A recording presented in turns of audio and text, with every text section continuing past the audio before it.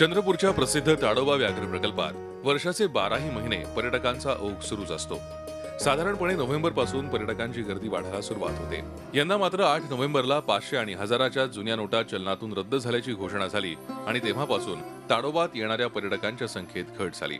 Online booking करणाऱ्या पर्यटकांनी booking रद्द केली आहेत। नोटाबंदीमुळे इथल्या बस फेऱ्यांवरही परिणाम झालाय।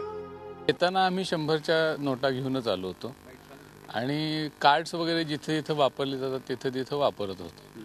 तसंच मी पेटीएम वरून सुद्धा पेटीएम डाउनलोड केलं होतं, त्यामुळे जिथे पेटीएम वरून पेमेंट द्यायची शक्यता आहे तिथे पेटीएम वरून पेमेंट दिलं। मोहर्ली हे गाव ताडोबाचं प्रवेशद्वार असल्यानं या ग्रामस्थांचं अर्थकारण हे पर्यटनावर अवलंबून आहे। चहा, नाश्ता आणि तत्सम व्यवसाय करणाऱ्या लघु व्यावसायिकांचीही संख्या इथे मोठी आहे। नोटाबंदीचा फटका त्यांच्या व्यवसायालाही बसलाय।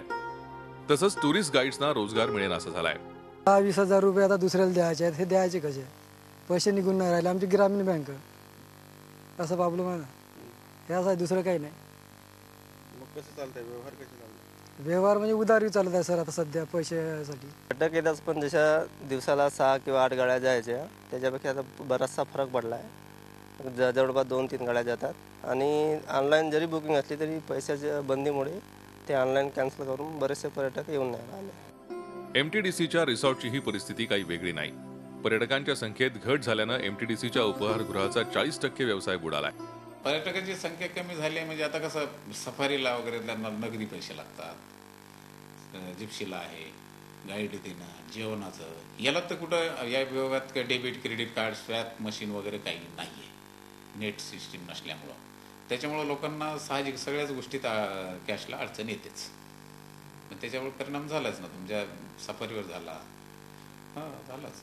टुरिस्ट व्यतिरिक्त बाहेरचे वॉकिंग गिफ्ट येणं कमी झाले आणि चिल्लरमुळे आम्ही त्यांना जास्त एंटरटेन करू नाही शकतो, कारण आमच्याकडे उपाय नाही चिल्लरशिवाय।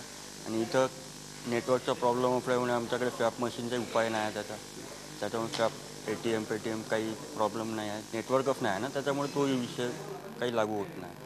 त्याच्यामुळे बाहेरचे येणारे पर्यटकांना त्रास होऊन राहिला। चलन गोंधळामुळे ताडोबाचं पर्यटन आणि नजीकच्या गावातील ग्रामस्थांचं अर्थकारण बिघडलंय। त्यामुळे परिस्थिती लवकरात लवकर पूर्वपदावर यावी अशीच अपेक्षा ते बाळगून आहेत। Ashish Ambale, Zee media, Chandrapur. Zee 24 तास रहा एक पाऊल पुढे।